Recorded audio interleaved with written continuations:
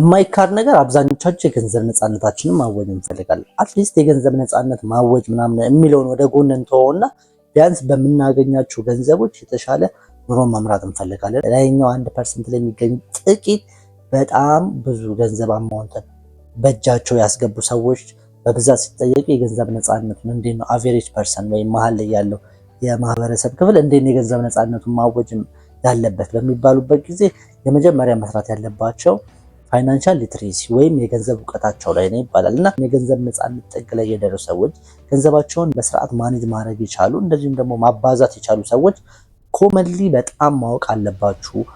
ቢያንስ በህይወታችሁ የተወሰነ እርምጃ የሆነ ፋይናንሻል ፍሪደም ምናምን የሚለውን ራሱ ብንተወው ቢያንስ ያለንን ገንዘብ ማኔጅ ለማድረግ ባለን ነገር ጥሩ ኑሮ ለመኖር እነዚህን የገንዘብ ህጎች ማወቅ አለብን። አለፍ ሲልም ደግሞ የተሻለ የገንዘብ ነፃነትን ማወጅ ከፈለግን እነዚህን የገንዘብ ፕሪንሲፕሎች ማወቅ አለብን። እነዚህ ማይንድ ሴቶች ወይም ደግሞ እውቀቶችና አስተሳሰቦች የምር ማወቅና ትንሽ ወደ ተግባር መክተት ከቻልን አንድ እርምጃ ሁለት እርምጃ ህይወታችንን ወደፊት ማራመድ እንችላለን።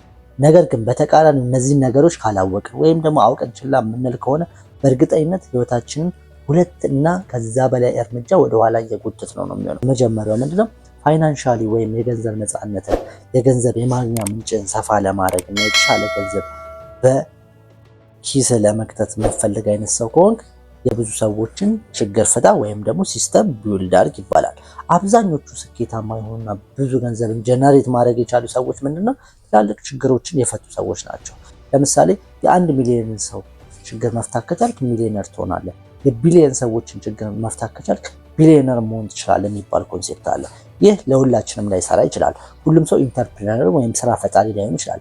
ሁሉም ሰው ትላልቅ ችግሮችን መፍታት ላይችል ይችላል። ከዛ ውጭ ግን ፎከስ እንድናደርግ የሚፈለገው ምን ላይ ነው? ብዙውን ጊዜ የሰዎችን ችግር መፍታት ከቻልን እነዛ ሰዎች ለኛ የሚሰጡትን ገንዘብ በፍቃደኝነት መስጠት ይችላሉ። ስለዚህ ብዙውን ጊዜ ገንዘብ ላይ ሳይሆን ፎከስ ማድረግ ያለብን ችግሮችን መፍታት ላይ ነው። ከዚህ በኋላ የሆነ ስራ ሰራለሁ ብለን ስናስብ ራሱ ምን አይነት ችግር እየፈታው ነው የሚለው ለሰዎች ምን አይነት ቫልዩ አድ እያደረኩ ነው እንጂ ዝም ብዬ በገገሞ መልፈት ብቻ ሳይሆን ሲስተማቲክ መሆንም የግድ ሃርድ ወርክ ብቻ አይደለም ፋይናንሻል ፍሪደም ላይ የሚያደርስ ችግር ፈታ ሲስተሞችን ቢውልድ አድርግ ነው የመጀመሪያው ፕሪንሲፕል። ቀጣዩ ከፍተኛ የሆነ የገንዘብ ነፃነት ላይ ለመድረስ የምፈልግ አይነት ሰው ከሆንክ አንተ በተኛህበት ገንዘብ የሚያስገባ ነገሮች ይኖሩ ነው። እዚህ ጋር ለመጥቀስ የሚሞክሩት ነገር ምንድነው? ፋይናንሻል ፍሪደም ላይ የደረሱ ሰዎች አሴት እና ሊያቢሊቲ የምናላቸው ነገሮች። አሴት ማለት በቀጥታ ወደ ኪሳችን ገንዘብ የሚያስገባ ነው። ሊያቢሊቲ ደግሞ ወዲያው ገንዘባችን ካፈሰስንበት ጊዜ ጀምሮ ዋጋው የሚቀንስ ወይም ደግሞ ከኪሳችን ገንዘብ እያወጣን ለዛን ነገር ለማስቀጠል የሚያለፋን የምናወጣለት ነገር ነው። ለምሳሌ ስማርትፎናችን ስልካችንን ብንመለከተው አንዴ ከቤት ከወጣ በኋላ ምንም ቫልዩ አይኖረውም። ዳይሬክትሊ ስራ ካልሰራንበትም ያን ያህል አሴት ተብሎ ወደ ገንዘባችን ወደ ኪሳችን የሚያስገባልን ገቢ ምንጭ የለም። በተቃራኒው ግን አሴት የምንላቸው ነገሮች ለምሳሌ ቤት ገዝተን ብናከራይ ኮንሲስታንት የሆነ የኪራይ ገቢ ይኖረናል። ያን እንደ አሴት ማለት ይችላል። ላያቢሊቲ የምንለው ደግሞ አንዴ ከገዛ ነው በኋላ ዋጋው የሚቀንስ እንደዚሁም ደግሞ ያንን ነገር ሜንቴን ለማድረግ ራሱ ብር ከኪሳችን ማውጣት ካለብን እነዛን ነገሮች ሊያቢሊቲ ብለን እንጠራቸዋለን። እና ፋይናንሻል ፍሪደም ላይ መድረስ ከፈለግ አንተ በተኛህበት ገንዘብ የሚያስገቡ አሴቶች ሊኖሩ ይገባል። አሴት አንደኛው መንገድ ነው። አንተ ተኝተህ ገንዘብ የሚያስገባልህ ነገር ወይም ደግሞ አንዴ ሰርተው ለረጅም ጊዜ ገቢ ጀነሬት የሚያደርጉ ሲስተሞች ያስፈልጉሃል። ወይም ደግሞ አንዴ ገዝተው በየጊዜው ዋጋው የሚጨምር አይነት ዕቃ ያስፈልግ ኢንቨስት ማድረግ ሊጠበቅብህ ነው። በእንደዚህ አይነት ዌይ ነው ትላልቅ ፋይናንሻል ፍሪደም ላይ የምትደርሰው እንጂ አንተ ስላለ ብቻ ገንዘብ ጀነሬት የሚያደርጉ ነገሮች አሪፍ የሚባል ገንዘብ ጀነሬት ልታደርግ ትችላለህ፣ ግን ዛትማች ፋይናንሻል ፍሪደም ላይ አያደርስህም። ምክንያቱም አንተ ከሌለህ ያ ገንዘብ አይመጣማ። ኮንሴፕቱ ግን ምንድነው? አንተ በተኛህበትም ገንዘብ የሚሰራልህ ነገር ቢኖር አሪፍ ነው። ያ ነው የምትሰራውን ነገር በ10ም በ100 እጥፍም የሚያበዛልህ። የሆነ ሲስተም ይኖርሃል ወይም ደግሞ ቋሚ የሆነ አንተን የማይፈልግ የገቢ ምንጭ ይኖረ። ሶስተኛው አብዛኞቹ ፋይናንሻል ፍሪደም ላይ ወይም የገንዘብ ነፃነት ላይ የደረሱ ሰዎች የሚናገሩት ምንድነው? ፐርፌክት የተባለ አይዲያ ወይም ምርጥ የተባለ ሀሳብ ሊኖርህ ይችላል። ሀሳብህ ወደ መሬት ወርዶ እስካልተተገበረ ድረስ የፈለገ ፐርፌክት የሆነ ሀሳብ ቢኖርህ ፐርፌክት የሆነ ፕላን ቢኖርህ መሬት ላይ አውርደ ኤክስኪዩት እስካላረከው ድረስ ወደ ተግባር እስካልወረደ ድረስ በዜሮ ነው የሚባዙ። ስለዚህ ምንም አይነት ሀሳብ ይኖረን ትላልቅ ቢዝነስ ቢልድ ማድረግ ወይም ደግሞ ትናንሽ የምትላቸው ስቴፖችን ወስዳለሁ ይሄን እቅድ አለኝ ብለህ ወደ ተግባር እገባለሁ ብለህ አውርተህ እቅድ ማቀድ እስካልገባ ድረስ ምንም ቫልዩ የለውም። ትላልቅ ሀሳቦች አይተናል። ትላልቅ ሀሳቦች ይነሳሉ። ኤቭሪቲንግ የሚጀምረው ከአይዲያ ነው። አይዲያውን ግን ወደ ተግባርና ወደ መሬት እስካላወረድከው ድረስ ምንም አይነት ቫልዩ የለውም። ስለዚህ ትላልቅ ሀሳቦች ካለን ትላልቅም የሆነ የግድ ሀገር የሚቀይር ሀሳብ መሆን ላይጠበቅበት ይችላል።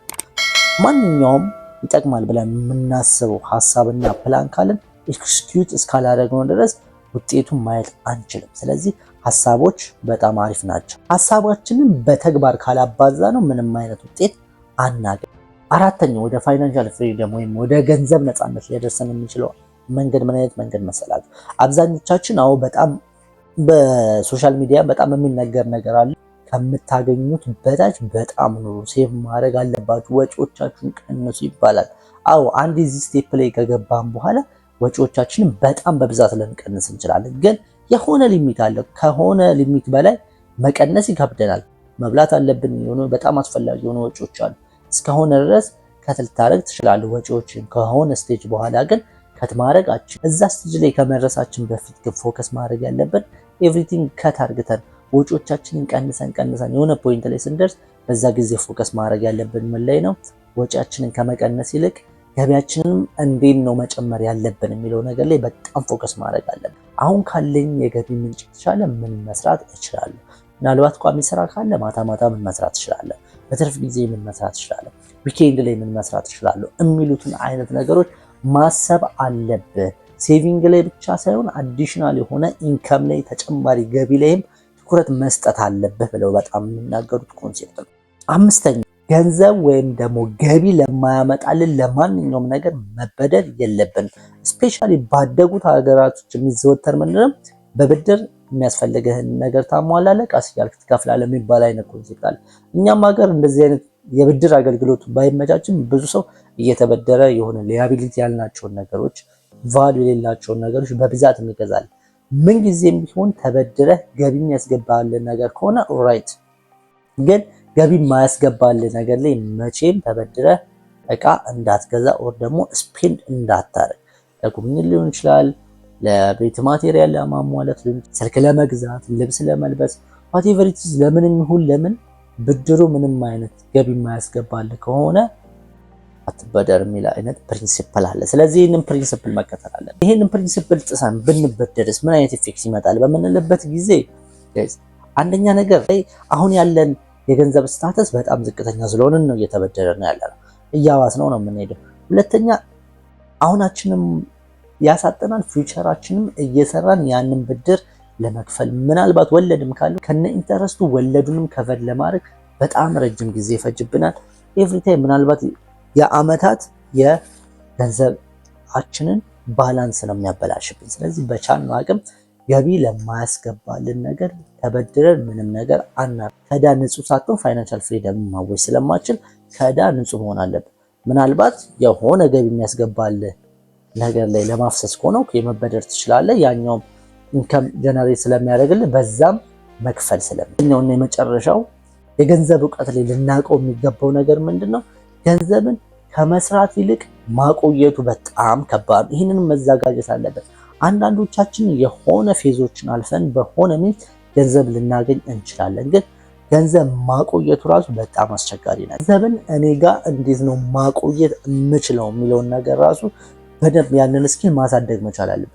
ብዙዎች የሉም ሎተሪ ወጥቶላቸው ከፋሚሊ በውርስ ሊሆን ይችላል፣ በተለያዩ አጋጣሚ በጣም ብዙ የሚባል የገንዘብ መጠን አግኝቶ ግን በአጭር ጊዜ ውስጥ ያንን የገንዘብ መጠን ሲያጡ ያንን ገንዘብ ሙሉ በሙሉ የሚያጡ ሰዎች የሉ።